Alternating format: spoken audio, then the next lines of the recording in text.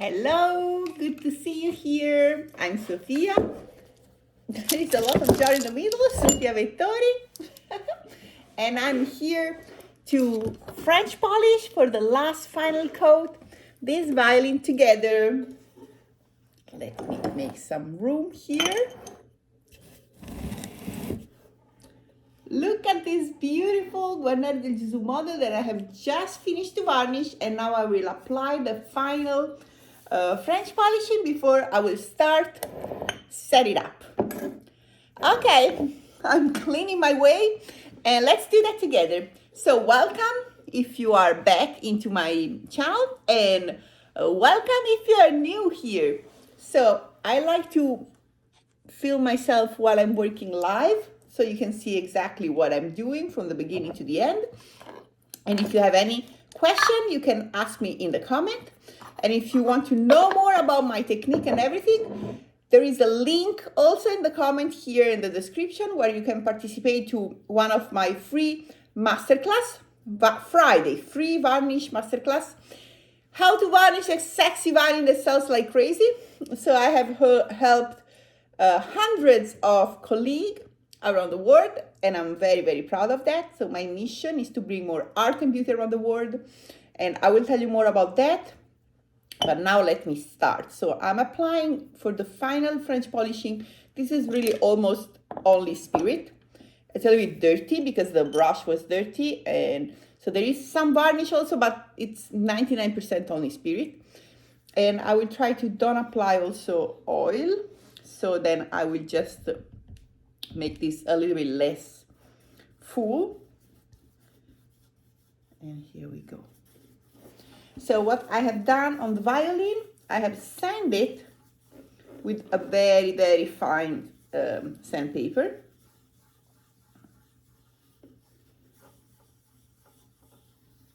This is my favorite part. Isn't this beautiful? Look at this.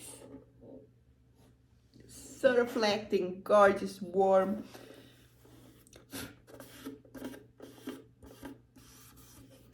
So I will remove all the dust that has been made preparing the pegs and cleaning everything before the setup gets on this violin. Let me show you one thing. I will leave the violin here. So where? Let me think. I will put it here. So wait for a second. I'm gonna grab one thing for you.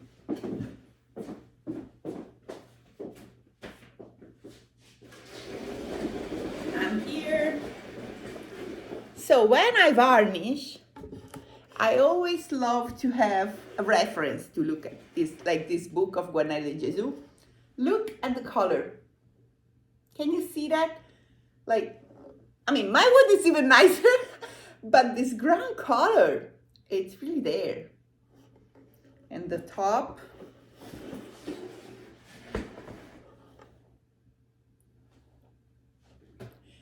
So if you love my varnish, keep following me.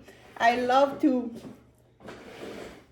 share what I'm doing and the experience that I got in so many years. So while I'm going on the top, so first it's a little bit too dirty.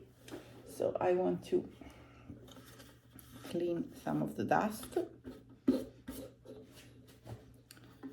Okay. So I start making violins in my family with my father. When I was 17 years old, and the first thing that I have done is varnishing. So my father gave me a brush, the recipe, the family recipe, and I feel so grateful because I didn't struggle at the beginning.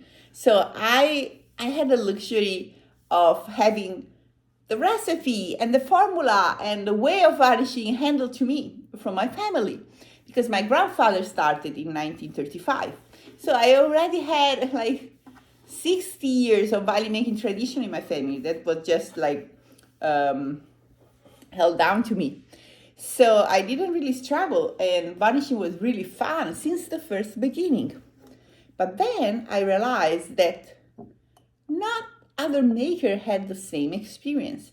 And the more I was talking with other violin makers, the more I was realizing that varnishing was like a nightmare for the majority of them. And then I just Wait a second, I need to find my oil here.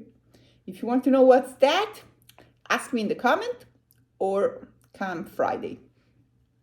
So I was just wondering, why is such a nightmare for so many other violin makers? What are they missing? That I'm having so much fun varnishing is really my favorite thing ever. And then I realized that in our industry, in violin making, varnish is kept super secret. So nobody really loves to share what they're doing. And even at school, violin making school, they don't really teach how to varnish. Or if they do that, they do at the end of the experience of the 4 years class, 5 year school. And you don't have enough time to practice. You don't have enough time to master this technique, to do all your trial and errors that you need to do. So one day, a violin maker came to visit our workshop in Florence, Stefano Marzi. That now he's super famous. He's selling instruments for $20,000. It's crazy. And so he was traveling varnishing and was asking if we could help him. So, and I have always been the varnish master of the workshop. So I was the one that I will teach him how to varnish. And we remember that my grandfather, when he started making violins, he was living in a little town up the mountains, in a very remote place in Italy. So he was playing violin and viola, and he was very, very curious to know how his instruments were made. So he opened one, like many of violin makers started like that, from a curiosity, a passion. And then he was going to town in Florence to know more about, I need to be concentrated, to know more about how the violin was made. And the violin makers in Florence were not helping him. Instead, they were teaching him wrong. So can you imagine, wait, I want to move my camera so you can see even better what I'm doing here. So, I'm not using truffle. It's just an empty jar. So do you see here how, oh my God, it's even better the color on this angle. So my grandfather was struggling, and so the recipe and the formula that was held to me, I hope you see, held, like passed to me from my family. My grandfather struggled so much to get that. And so luckily there were some a violin maker in Imola, Primo Contavalli, that helped him, and the violin maker in Milano, Ornati, that helped him. So, and Stefanini, they helped him, they gave him the varnish recipe and knowledge on how to make the violin. So I have decided that when this violin maker man entered in the workshop, I decided I would not be like the other violin maker in Florence did to my father when he started. So I decided to teach him. And it was not easy because I was having all the conflict inside myself, like, why nobody's really teaching? Why nobody's really sharing? Am I going on the wrong direction, like the only one that is really sharing whatever I'm doing? Will I not sell anymore? He will steal my clients? All these things that, like, why it's so secret? Why we're living in such a secret, like, industry, violin making? But I decided I want to be the change that I want to see. So I decided to just keep going, teach him. And Stefano was getting better and better. He was getting so good, he was getting better than me. But that thing didn't push me down. Instead, I was like, oh my God, I need to do better too here. So it was really, because varnishing, like violin making, is always trying to improve and make it better. So it was not really taking anything from me. Instead, I was feeling like more motivated and pushed with the fire under my butt, as we will say in Italy, to do more, do better, and just make my instruments even nicer. So then I just decided to share with violin makers around the world, and that's why I'm here.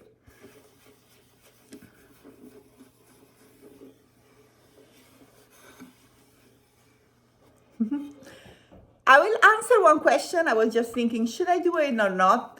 I will do it because I got many bad messages that you comment on my video, they usually, you know what I do? I delete them. I don't want to see bad things on my YouTube channel. I mean, it's my world, it's our world, it's for us that want to bring beauty around the world, so we don't need haters there. But many people, they wrote me, well, you say you are sharing everything and then you let people pay for your courses. And you know what? I'm making you a favor. You know, you that are writing that, oh, I'm sharing everything and then I let pay for my courses. Well, you can see everything. I mean, online you find everything I'm sharing for free. Ask me on the comments, I will answer everybody. But if you want to have something that it's organized all together, and then I'm sure you're gonna apply and you're gonna practice and you're gonna do it, you need to pay, because those who pay attention. I have given all my courses for free to so many friends, violinmakers friends. You have no idea how many. They didn't even open it. Why? Because they didn't have any stake in the game. They didn't really put themselves in a situation, wait a second, I'm investing in that. I'm putting some money here, some money that I make working hard. Then I will at least open the course and look what is inside.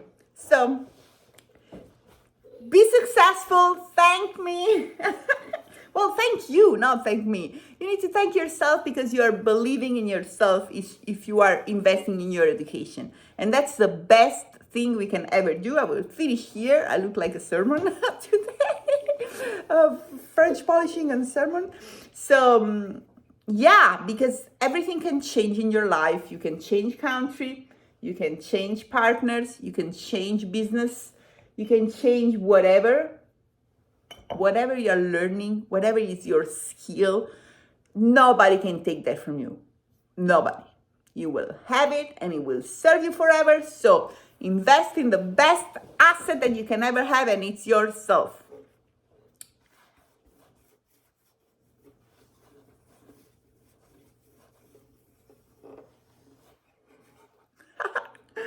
Look at that. As you can see, I was not applying any oil.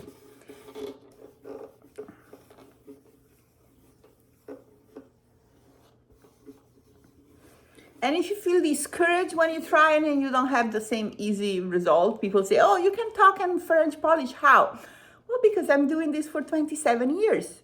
So what's it today? Today it's March 2025, 35, 45.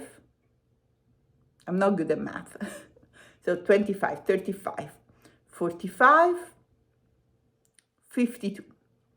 We're gonna see you in 2052 after you're doing that for 27 years, and then you're gonna tell me if you can talk and do it. All right? Deal? My God, I don't even know how old I would be in 2052.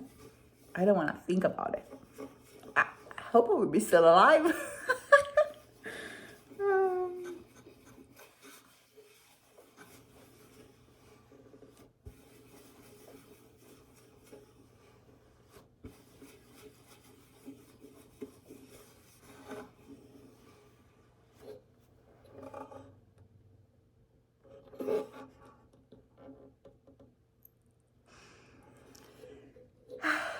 All right, I will keep going.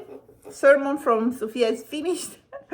Well, we're gonna see you in this channel for so many more videos. I can't wait to string it up, play it, and then ship it to Olga that is waiting for this violin for 1 year. I can't wait for her to have this beautiful Varnish de Gesù.